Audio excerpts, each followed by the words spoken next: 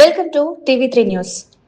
RTC కార్మికులకు ప్రజా ప్రభుత్వం ఎల్లప్పుడూ అండగా ఉంటుందని మంత్రి కోమటిరెడ్డి వెంకటరెడ్డి స్పష్టం చేశారు.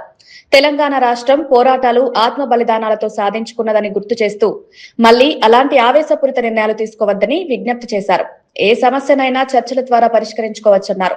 ప్రాణం కోల్పోతే తిరిగి తీసుకురావడం ఎవరికీ సాధ్యం కాదని, కాబట్టి కార్మికులు సంయమనం పాటించాలని సూచించారు. ప్రభుత్వం ఎప్పుడూ కార్మికుల పక్షాన ఉంటుందని, వారి సమస్యలను వినడానికి సిద్ధంగా ఉందని తెలిపారు. కుటుంబాలను దృష్టిలో పెట్టుకుని ఆలోచించాలని, ఎలాంటి తీవ్రమైన నిర్ణయాలు తీసుకోకుండా శాంతియుత మార్గంలో సమస్యలను పరిష్కరించుకోవాలని పిలుపునిచ్చారు. ఆర్టీసీ కార్మిక సోదరులకు సవినయంగా మీకు విజ్ఞప్తి చేస్తూ మీరెవ్వరు కూడా ఆత్మ బలిదానాలకు కానీ ఇంకా సమ్మెని ఉధృతం చేయాలనే ఆలోచనతో ఇవన్నీ వరకు కూడా చేయొద్దని మీకు సీనియర్ మినిస్టర్స్ గా ముఖ్యమంత్రి గారు ఆదేశం మేరకు ఇప్పుడే కేబినెట్ లో చర్చించి, మీకు తెలుసు తెలంగాణ ఏ విధంగా ఆత్మ బలిదానం సాధించుకున్నామో, ఆ తర్వాత ఏం జరిగినాయో విధ్వంసాలు, ఆ తర్వాత తెలంగాణ వచ్చిన తర్వాత ఇదే ఆర్టీసీ కార్మికులు 58 రోజులు సమ్మె చేసి 36 మంది చనిపోతే, ఖమ్మంలో శ్రీనివాసరెడ్డిని మొదలుపెట్టుకుని 36 మంది చనిపోయినా అప్పటి ప్రభుత్వం చెల్లించలేదు. కానీ ఈరోజు నిన్న సమ్మె మొదలైంది. నిన్న సాయంత్రమే డిప్యూటీ సీఎం గారి ఛాంబర్లో పొన్నం గారు మేము అందరం మాట్లాడుకొని, ఎండి నాగిరెడ్డి గారు ఆఫీసర్, సీఎం గారు మొన్న రాత్రి కూడా డిస్కస్ చేసి సమ్మెను కావద్దని మేము ప్రయత్నం చేస్తున్నాం. దయచేసి మీ అందరికీ విజ్ఞప్తి చేస్తున్నాం, ఇది ప్రజా ప్రభుత్వం, ప్రజల సంక్షేమమే ధ్యేయంగా పనిచేస్తున్న ప్రభుత్వంలో ఇలాంటి ఆత్మహత్యలు మంచిది కాదని మీ అందరికీ కూడా దయచేసి మీ ఫ్యామిలీని ఒకసారి గుర్తు చేసుకోండి. ఇవాళ ఆ రోజు శ్రీనివాసరెడ్డి గారు వెల్ సెటిల్డ్ ఫ్యామిలీకి వెళ్ళి వచ్చినారు. 2 పిల్లలు ఆర్మీలో పనిచేస్తున్నారు. కానీ ఆయన మొండి వైఖరితోనే ఆ రోజు 36 మంది చనిపోయినారు. కానీ మా ప్రభుత్వం ఆ విధంగా కాదు. ఎన్ని కష్టాలున్నా, ఆర్థికంగా ఎన్ని ఇబ్బందులున్నా 10,000 కోట్ల పైన ఇవాళ ఆర్టీసీకి చెల్లించి 270 కోట్ల మంది ఇవాళ అక్క చెల్లెలని గుడికి పోయినా, బడికి పోయినా, పెళ్లి మ్యారేజ్ పోయినా ఉచిత ప్రయాణం మహాలక్ష్మి పథకం ద్వారా ఇస్తూ ఇలా ఆర్టీసీ సంస్థని బలోపేతం చేస్తూ, ఉల్టా మహిళా సంఘాలకు బస్సెస్ ఇచ్చుకుంటూ వారిని కూడా చేస్తూ ఇన్ని కార్యక్రమాలు చేస్తున్నాం. అందుకని మీకు దయచేసి మళ్ళీ విజ్ఞప్తి చేస్తున్నాం, తప్పకుండా ఈ ప్రభుత్వం మీ సమస్యల పైన సానుకూలంగా మినిస్టర్ గారు స్ట్రైక్ నోటీస్ ఇచ్చినప్పటికెళ్ళి మాట్లాడుతున్నారు. వివిధ కారణాలతోని ఇవన్నీ కూడా ఆలస్యం అవుతున్నాయి. మీరు ఎవ్వరు కూడా ఎలాంటి చేయొద్దు. మన శంకరయ్య గౌడ కాళేశ్వరం ప్రాజెక్టు అవినీతి అంశంలో కేవలం కమిటీ నివేదిక ఆధారంగా చర్యలు తీసుకోబోమని మంత్రి ఉత్తమ్ కుమార్ రెడ్డి తెలిపారు. ఎన్డీఎస్ఏ నివేదిక ఆధారంగా సీబీఐ విచారణ జరగాలని ఇప్పటికే సూచించామన్నారు. అయితే 9 నెలలు గడిచినా విచారణ ప్రారంభం కాలేదని ఆందోళన వ్యక్తం చేశారు. త్వరలో ముఖ్యమంత్రి రేవంత్ రెడ్డితో కలిసి సీబీఐ డైరెక్టర్ను కలిసి పూర్తి నివేదికలను అందజేసి చర్యలు తీసుకోవాలని కోరనున్నట్లు తెలిపారు. బాధ్యులపై కఠిన చర్యలు తీసుకోవడమే ప్రభుత్వ లక్ష్యమని పేర్కొన్నారు. కాళేశ్వరం ప్రాజెక్టు విషయంలో పారదర్శకతకు ప్రాధాన్యం ఇస్తామని, ఎలాంటి తప్పుదాలు జరిగినా వాటిని వెలికితీసి ప్రజలకు న్యాయం చేస్తామని స్పష్టం చేశారు. మేము మొదటి నుంచి ఒక విషయం ప్రస్తావిస్తున్నాం, శాసన సభలో చెప్పినాం, హైకోర్టులో సెప్టెంబర్లో ఒక అండర్టేకింగ్ ఇచ్చినాం. రాష్ట్ర ప్రభుత్వం ఈ కమిషన్ నివేదికపై మేము స్వతహాగా చర్యలు తీసుకునేది ఉండదు. ఈ నివేదిక దీంతో సహా national dam safety, NDSA report, vigilance report, control and auditor general of India report ఆధారంగా central bureau of investigation independent గా మొత్తం ఇష్యూని డీటెయిల్ ఎంక్వైరీ చేసి ఆ సిబిఐ యాక్షన్ తీసుకుంటుంది, ప్రొసీడ్ అవ్వాలని చెప్పి రాష్ట్ర ప్రభుత్వం అఫీషియల్ గా లిఖిత పూర్వకంగా సిబిఐ డైరెక్టర్ కి లేఖ రాయడం జరిగింది. 9 నెలలు గడిచినా మరి సిబిఐ ఎందుకు ముందుకు పోవడం లేదో మరి మీ అందరికీ అర్థమవుతుంది. ఇంకో నిర్ణయం ఈరోజు తీసుకున్నాం. గౌరవ ముఖ్యమంత్రి గారు, నేను అతి త్వరలో సిబిఐ డైరెక్టర్ గారిని కలిసి ఈ నివేదికలన్నీ ఇచ్చి, ఇది కేంద్ర ప్రభుత్వం యొక్క సంస్థలు, వారి యొక్క అమూల్యమైన సొమ్ము, public amount has been lost, has been embezzled, has been misused, has been misappropriated. కాబట్టి సిబిఐ మరి వాళ్ళ ఇన్వెస్టిగేషన్ మొదలుపెట్టి ఈ కాళేశ్వరం 3 బ్యారేజ్ విషయంలో ముందుకు పోవాలని చెప్పి ఆర్టీసీ కార్మికుల సంక్షేమం ప్రభుత్వ బాధ్యత అని మంత్రి పొంగులేటి శ్రీనివాస్ రెడ్డి తెలిపారు. రిటైర్డ్ ఉద్యోగుల బకాయిలు చెల్లించేందుకు ప్రభుత్వం ప్రణాళిక సిద్ధం చేస్తోందని వెల్లడించారు. గత 14 నెలలుగా ప్రతి నెల సుమారు 750 కోట్ల చొప్పున చెల్లింపులు చేస్తున్నామన్నారు. ఇంకా 6,000 కోట్ల వరకు బకాయిలు పెండింగ్ లో ఉన్నాయని పేర్కొన్నారు. ఈ మొత్తాన్ని వచ్చే 100 రోజుల్లో పూర్తి చెల్లించేందుకు చర్యలు తీసుకుంటున్నామన్నారు. ఇందుకోసం మంత్రివర్గ సభ్యుల జీతాల నుంచి 50% నిలిపివేసి ఆ మొత్తాన్ని బకాయిల చెల్లింపులకు వినియోగించాలని నిర్ణయించాలని వెల్లడించారు. కేబినెట్ లో జరుగుతున్న సందర్భాన్ని అది కంటిన్యూ చేస్తూనే రాష్ట్ర వ్యాప్తంగా ఉన్న ఆర్టీసీ సోదరులకి ఒక సందేశాన్ని ఇవ్వాలని, ఈ ప్రభుత్వం ప్రజాప్రభుత్వం, ఈ ప్రభుత్వం ఏర్పడిన తర్వాత అన్ని సెక్టార్లకి పాజిటివ్ గా ఎలా స్పందిస్తుందో ప్రతి ఒక్కరికి తెలుసు. అదే విధంగా కార్మిక సోదరుల పక్షాన కూడా ఈ ప్రభుత్వం 100% పాజిటివ్ గా స్పందించి వారికి ఉన్న సమస్యలని ఎలా షార్ట్అవుట్ చేయాలో చేసే విధంగా ఈరోజు కేబినెట్ లో ఫస్ట్ ఐటమ్ కింద దాన్ని టేక్అవుట్ చేయడం జరిగింది. కాబట్టి మా ముగ్గురు పక్షాన కూడా రాష్ట్ర ప్రభుత్వ పక్షాన గౌరవ ముఖ్యమంత్రి గారు ఆల్రెడీ వారే స్వయంగా పంపించారు. ఆ మంత్రులు ఇందాక చెప్పిన సందేశం మళ్ళీ రిపీట్ చేస్తున్నాం. ఎక్కడా కూడా మీరు క్షణ ఆవేశానికి లోనై మీ మనసుల్లో ఎటువంటిది పెట్టుకోవాల్సిన అవసరం లేదు. ఈ రాష్ట్ర ప్రభుత్వం ఉద్యోగస్తుల పట్ల, ఆర్టీసీ కార్మిక సోదరుల పట్ల, రిటైర్డ్ అయిన ఉద్యోగస్తుల పట్ల కూడా ఈ ప్రభుత్వం 100% పాజిటివ్ గా ఉన్నదని కూడా ఈ వేదిక ద్వారా తెలియజేస్తున్నాం. రిటైర్డ్ అయిన ఎంప్లాయీస్ విషయంలో వాళ్ళ బెనిఫిట్స్ కోసమని ఆ ఎంప్లాయీస్ ఏదైతే ఇబ్బందులు పడుతున్నారో, ఒకటి నిజం, రాష్ట్ర విభజన జరగటానికి ముందు అంటే 2014 ముందు ఎవరైనా ఎంప్లాయీ గవర్నమెంట్ ఉద్యోగస్తుడు రిటైర్డ్ అయితే ఆ రిటైర్డ్ అయిన కపుల్ ఆఫ్ మంత్స్ లో వాళ్ళ బెనిఫిట్స్ అన్ని ఇచ్చేవాళ్ళు. తదుపరి రాష్ట్ర విభజన జరిగిన తర్వాత ఈ ప్రజా ప్రభుత్వం వచ్చిన మొదటి సంవత్సరం మేము పెద్దగా ఇవ్వలేకపోయాం. కానీ ఈ గడిచిన 28 నెలలలో ఫస్ట్ 12 నెలలు వదిలేసి మిగిలిన 14-15 నెలలలో ప్రతి నెల యావరేజ్ ప్రజా ప్రభుత్వం ఎప్పుడూ చర్చలకు సిద్ధంగా ఉంటుందని ఎంపీ చామల కిరణ్ కుమార్ రెడ్డి తెలిపారు. కార్మికులు ఆవేశపడి ప్రాణాలు తీసుకోవద్దని, తమ కుటుంబాలను గుర్తు చేసుకోవాలని సూచించారు.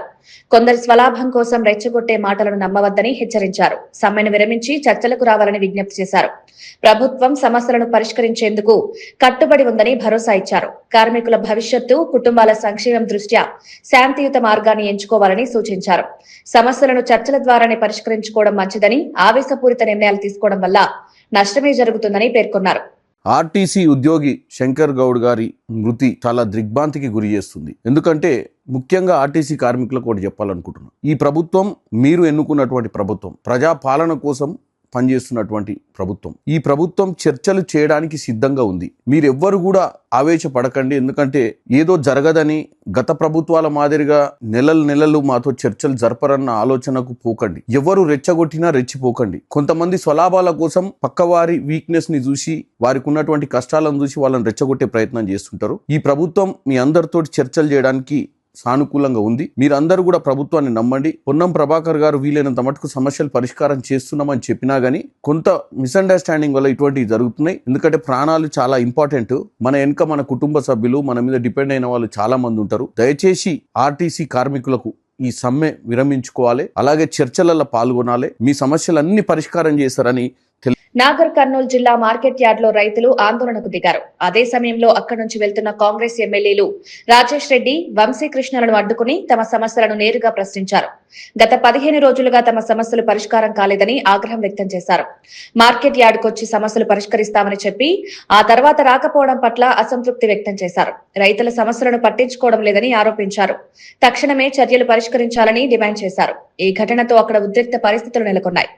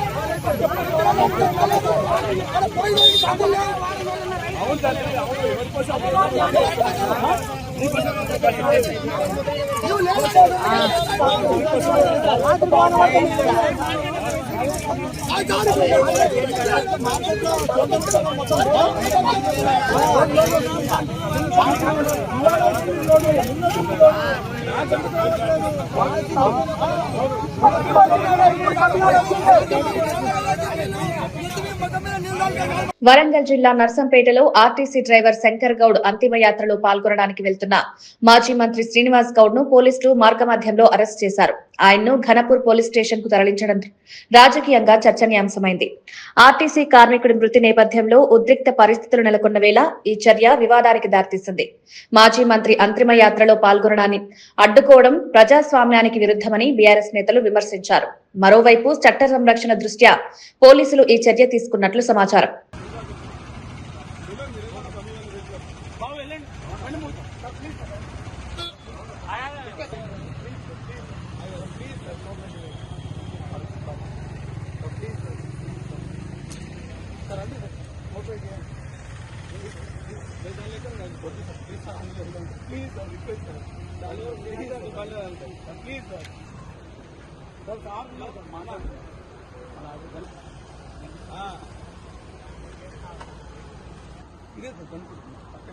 Just 4 kilometers.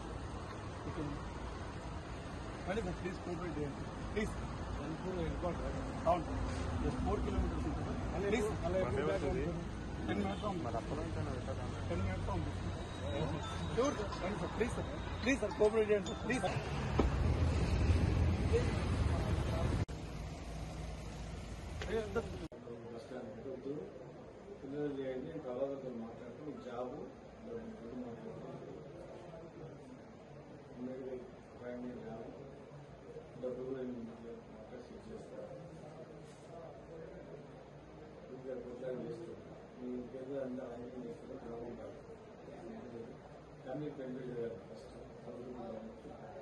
వాళ్ళు అయిన 10 నిమిషాలు ఫోన్ చేసి అపోలో తీసుకురాని కృష్ణా తీసుకోబోతున్నాను ఒక్కొక్క అపోలో తీసుకున్నాను కేసెస్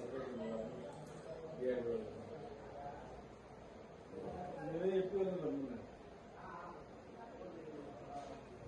సోషల్ మీడియాలో ప్రభుత్వంపై విమర్శలు చేస్తున్న వారిపై కఠిన చట్టాలు ప్రయోగించడం అన్యాయమని బీఆర్ఎస్ నేత ఆర్ఎస్ ప్రవీణ్ కుమార్ మండిపడ్డారు. ఎస్సీ ఎస్టీ యాక్ట్ లేదా ఐటీ యాక్ట్ పేరుతో నిజాలు బయటపడుతున్న వారిని అణచివేయాలనే ప్రయత్నం జరుగుతోందని ఆరోపించారు. యూఏపీఏ వంటి కఠిన చట్టాలను సోషల్ మీడియా యాక్టివిస్టులపై ఉపయోగించడం ప్రజాస్వామ్యానికి ప్రమాదకరమని పేర్కొన్నారు. కొనతం దిలీప్ వంటి వ్యక్తులపై చర్యలు తీసుకోవడం వెనుక ఉద్దేశాన్ని ప్రశ్నించారు. విమర్శలను అణచివేయడానికి చట్టాలను ఆయుధాలుగా ఉపయోగించకూడదని హెచ్చరించారు. యాంటీ టెర్రర్ లా కింద ఎవరెవరిని పంపించిండ్రా అంటే ఇంతవరకు వరవర్రావు, అదేవిధంగా కోబట్ గాంధీ, స్టాన్ స్వామి, ఒక జెసూట్ ప్రీస్ట్, ఆదివాసీల కోసం జీవితాంతం పోరాడి 84 సంవత్సరాల వయసున్న స్టాన్ స్వామిని జైల్లో పెడితే 7-8 సంవత్సరాలు పెడితే ఆయన చచ్చిపోయాడు జైల్లోనే. స్టాన్ స్వామి, ప్రొఫెసర్ జిఎన్ సాయిబాబా, ఒక ప్రొఫెసర్ ఢిల్లీ యూనివర్సిటీలో, ఆ ఢిల్లీ యూనివర్సిటీలో జేఎన్యూలో ఆ ప్రొఫెసర్, ఆయనను 10 సంవత్సరాలు ఇదే యాంటీ టెర్రర్ లా యూఏపీఏ కింద పెడితే ఆయన చచ్చిపోయాడు. అంటే మీరు కొనతం దిలీప్ను చంపాలనుకుంటున్నారా, లేకపోతే జర్నలిస్టులను చంపాలనుకుంటున్నారా, ఈ సోషల్ మీడియా యాక్టివిస్టులను చంపాలనుకుంటున్నారా? అంటే మీరు ఎస్సీ ఎస్టీ యాక్ట్ పెడితే వీళ్ళు నిజాలే రాస్తున్నారు, మీరు ఐటీ యాక్ట్ పెడితే నిజాలే రాస్తున్నారు, మీ ప్రభుత్వ అక్రమాలను ఎండగడతా ఉన్నారు, మీరు వ్యవస్థీకృత నేరాల యాక్ట్ పెడితే కూడా వీళ్ళు వాళ్ళ పోరాటం ఆపుతలేరు, మీ ఆగడాలను బయటికి తీసుకొస్తున్నారు. ఇవన్నీ ఇంటలేరని చెప్పి టెర్రర్ యాక్ట్ పెట్టి వీళ్ళని ఖతం చేయాలని చూస్తున్నారా? స్టాన్ స్వామి లాగా, వరవర్రావు లాగా, లేకపోతే వీళ్ళందరిలాగా వీళ్ళందరూ జైల్లోనే ఉండాలని ప్రయత్నం చేస్తున్నారు. దాదాపు ఏది ఈ దేశంలో 25,000 మందిని ఇది కేసులలో పంపించారు యూఏపీఏ కింద. చూస్తేనేమో కన్విక్షన్ పర్సెంటేజ్ 2%. ఆర్టీసీ సమ్మె నేపథ్యంలో ఆత్మహత్య చేసుకున్న డ్రైవర్ శంకర్ గౌడ్ కుటుంబానికి ప్రభుత్వం 10 లక్షల పరిహారం ప్రకటించింది. కుటుంబ సభ్యుల్లో ఒకరికి ఆర్టీసీలో ఉద్యోగం ఇవ్వాలని నిర్ణయించింది. స్థానిక ఆర్టీఓ ఉమారాణి ఈ విషయాన్ని వెల్లడించారు. మరోవైపు స్థానిక ఎమ్మెల్యే దొంతి మాధవరెడ్డి వ్యక్తిగతంగా 5 లక్షల రూపాయల ఆర్థిక సాయం ప్రకటించారు. ఈ ఘటన రాష్ట్ర వ్యాప్తంగా తీవ్ర స్పందనకు దారితీసింది. కార్మికుల సమస్యలు పరిష్కరించకపోవడం వల్లే ఇలాంటి ఘటనలు జరుగుతున్నాయని విమర్శలు వినిపిస్తున్నాయి. ప్రభుత్వం వెంటనే చర్యలు తీసుకోవాలని డిమాండ్లు వెల్లువెత్తుతున్నాయి. అండ్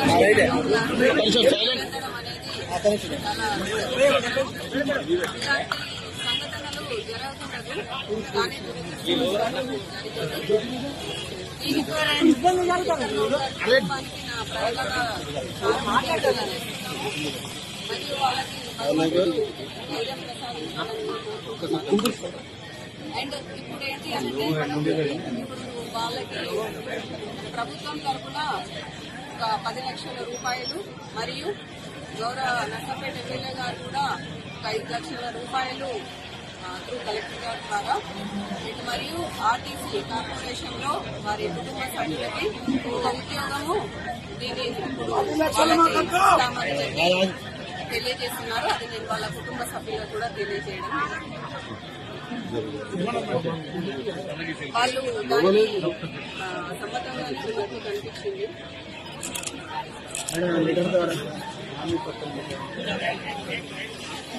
ఒకసారి వాళ్ళు బస్ స్టాండ్ తీసుకెళ్లి నివాళులు అర్పించాలని చెప్పి అవకాశం డ్రైవర్ శంకర్ గౌడ్ మృతదేహానికి నివాళులర్పించే అవకాశం కూడా ఇవ్వకుండా అడ్డుకుంటున్నారని మాజీ మంత్రి ఎర్రబెల్లి దయాకర్ రావు ఆరోపించారు. పోలీసులు హౌస్ అరెస్టులు చేస్తూ తమను అడ్డుకుంటున్నారని మండిపడ్డారు. కార్మికుల హామీలు నెరవేర్చినప్పుడే శంకర్ గౌడ్ ఆత్మకు శాంతి లభిస్తుందన్నారు. వెంటనే ₹1 కోటి పరిహారం, ప్రభుత్వ ఉద్యోగం ఇవ్వాలని డిమాండ్ చేశారు.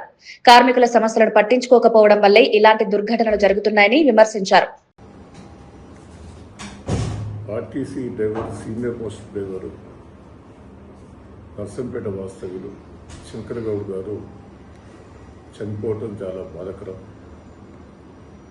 నిన్న కూడా నేను చాలా రిక్వెస్ట్ కూడా చేశాను. శంకర్ గౌడ్ ప్రాణం చాలా సీరియస్ ఉన్నది. మీరు హైదరాబాద్ తీసుకుపోమని మంచి హాస్పిటల్ జాయిన్ చేయను. ఈ హాస్పిటల్ జాయిన్ చేయకముందే, ఆయన చనిపోక ముందే ప్రభుత్వం మీరైతే ఎలక్షన్ల ముందు ఏ అయితే డిమాండ్లకు మీరు హామీ ఇచ్చారో హామీని నెరవేర్చేటట్టు మీరు ప్రకటించండి. ఆయన ఆత్మశాంతి అన్న గుర్తుంది, లేకపోతే ఆయన బతికేందుకు అవకాశం ఉంటుంది అని కూడా నేను అక్కడ రిక్వెస్ట్ చేశాను. అయినా కూడా పొన్నం ప్రభాకర్ పట్టించుకోలేదు, రేవంత్ రెడ్డి గారు పట్టించుకోలేదు, వాళ్ళ మంత్రులు, ఎమ్మెల్యేలు కూడా ఎవరు కూడా పట్టించుకోలేదు. వచ్చి ధైర్యం చెప్పే పరిస్థితి కూడా లేదు. ఆయన మాట్లాడుతున్నాడు. నేను పోయినప్పుడు క్లియర్గా నేను దయాకర్ రావుని వచ్చిన వరకే లేచి కూర్చున్నాడు. కూర్చొని నమస్కారం పెట్టి ఎందుకు తొందరపడ్డావా అది ఇది అంటే, లేదు మా కార్మికుల ఇబ్బంది పడుతున్నారు, నేను వాళ్ళ కోసం ఎంతైనా త్యాగం చేస్తాను అంటే ఆయన తృప్తిగా ఉంటుంది. దయచేసి అయినా ఇప్పటికీ మీరు నిన్న క్యాబినెట్లో కూర్చున్నారు. క్యాబినెట్లో కూర్చున్నప్పుడు మీరు డిక్లేర్ చేయవచ్చు ఉండే, మీరు హామీలన్నీ మీ ఎలక్షన్ల ముందు హామీలు ఇచ్చినాయని నెరవేరుస్తాం, ఆర్టీసీ కార్మికులకు ఏమేమి ఇచ్చినా అవి నెరవేరుస్తామని చెప్తే అయిపోతుంది. 3 ఏళ్ళు అయిపోయింది. వాళ్ళు గోస పడుతున్నారు. మళ్ళీ ఆర్టీసీ మొత్తం లాస్లో పోయింది. మీరు దీనికోసం ఎన్నడూ కూడా పట్టించుకునే పరిస్థితి లేదు. ఎప్పటికీ స్టేట్మెంట్లు ఇస్తూ ఉంటాం, అడ్డమైన స్టేట్మెంట్లు ఇస్తున్నాం. కాళేశ్వరం 3 ఏళ్ల బట్టి గడిపినాం. కాళేశ్వరం మీద రాజకీయం చేసినాం. ఇప్పటికైనా నీకు బుద్ధి రాలేదు. ఆల్రెడీ హైకోర్టు క్లియర్గా చెప్పేశారు, చిన్న తప్పు జరగలేదు, కేసీఆర్ను హరీశ్రావు జోలికి పోవద్దు, దాని గురించి క్లారిటీగా చెప్పింది. ఇంత మంచిగా చెప్పిన కోర్టు నీకు ఇప్పటికైనా బుద్ధి వస్తలేదు. దయచేసి నేను రిక్వెస్ట్ చేస్తున్నా, మొత్తం మీరు కార్మికులను ఇప్పుడు పాపం వాళ్ళు ఆర్టీసీ డ్రైవర్లు, కండక్టర్లు. ఆర్టీసీ డ్రైవర్ శంకర్ గౌడ్ మరణం ప్రభుత్వ హత్యేనని కేంద్ర మంత్రి బండి సంజయ్ తీవ్రంగా విమర్శించారు. ఈ ఘటనపై తెలంగాణ సమాజమంతా బాధపడుతోందన్నారు. కార్మికులు ఎన్నో సమస్యలతో ఇబ్బంది పడుతున్నప్పటికీ ప్రభుత్వం పట్టించుకోవడం లేదని ఆరోపించారు. కార్మికుల సమస్యలను పరిష్కరించడంలో ప్రభుత్వం విఫలమైందని విమర్శించారు. ఈ ఘటన రాష్ట్ర వ్యాప్తంగా ఆగ్రహాన్ని రగిలించిందని పేర్కొన్నారు. బాధ్యులపై చర్యలు తీసుకోవాలని, కార్మికుల సమస్యలను వెంటనే పరిష్కరించాలని డిమాండ్ చేశారు. బాధపడి ఆవేదనతో నర్సంపేటకు సంబంధించినటువంటి శంకర్ గౌడ్ అనేటువంటి ఆర్టీసీ కార్మికుడు డ్రైవర్ మొన్న ఆత్మహత్య ప్రయత్నం చేసుకోవడం, నేను అర్ధరాత్రి చనిపోవడం నన్ను తీవ్ర ఆందోళనకు దిగ్భ్రాంతికి గురి చేసింది. ఇది చాలా దారుణమైనటువంటి సంఘటన, ఘోరమైన సంఘటన. తెలంగాణ సమాజం అంతా కూడా ఇవాళ బాధపడుతున్నారు. ఇవాళ ఇన్ని వేల మంది కార్మికుల కోసము ఇవాళ శంకర్ గౌడ్ వాళ్ళ బలిదానం అయిపోయాడు. దానికి ఇది ఆత్మహత్య కాదు, రాష్ట్ర ప్రభుత్వము నిర్లక్ష్యంగా వ్యవహరించడం వలన ఆయన ఆత్మహత్య చేసుకుంటే ఇది రాష్ట్ర ప్రభుత్వం చేసిన హత్యగా ఇలా భారతీయ జనతా పార్టీ భావిస్తున్నది. ఇవాళ ఎవరైనా సమస్యల కోసం ఆందోళన చేసేటప్పుడు వాళ్ళని పిలిచి చర్చలకు పిలిచి వాళ్ళని ఒప్పించి మెప్పించి సంధానించిన ప్రభుత్వము దాన్ని భిన్నంగా గత ప్రభుత్వం ఏ విధంగా చేసిందో వార్నింగ్లు ఇచ్చి బెదిరించే ప్రయత్నం చేయడం ఇంతకంటే మూర్ఖత్వం ఇంకోటి కాదు. నేను కార్మికులను అప్పీల్ చేస్తున్నా, మీ కుటుంబాలు అనాథలు చేయకండి, ఉండి కొట్లాడాలి.